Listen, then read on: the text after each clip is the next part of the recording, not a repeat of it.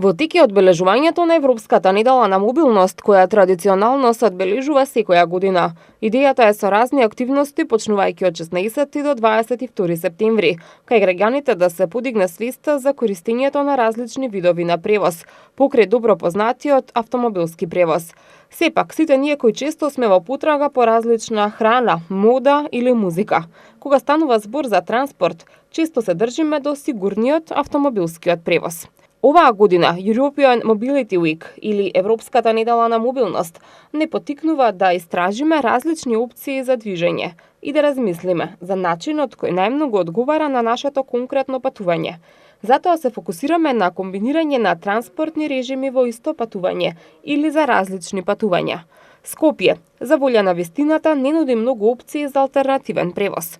Но велосипедот како превозно средство секогаш е добра опција доколку не сакате да трошите многу пари за гориво и паркинг, или пак ги мразите турканиците во автобусите, долгото чекање автобус на автобуските постојки и неудобното возење со неповикан сопатник, често расположен да бистри политика со вас.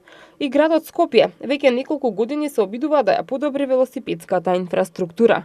Имено, неодамна заврши изградбата на новата велосипедска и пишачка патека на булеварот 8 септември, која се протега од мостот кај хотелот Александар Палас до улицата Варшавска во Тафталиџе.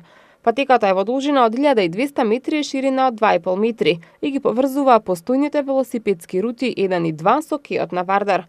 Велосипедската патека е дел од така наречениот Конектор 5, кој по завршувањето на неговата изградба во вкупна должина од 2044 метри, предвидено е да ги поврзува рутите 1, 2 и 3 и да се протега по должина на целиот булевар, поточно од крстосницата со булевар Митрополит Теодосиј Гологанов до крстосницата со улица Скупи.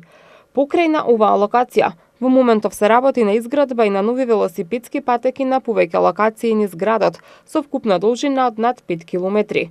Новите патеки се градат на булевар Борис Трајковски, на улица 11 октомври, на булевар Крсте Петков Мисирков и на улица Буталска.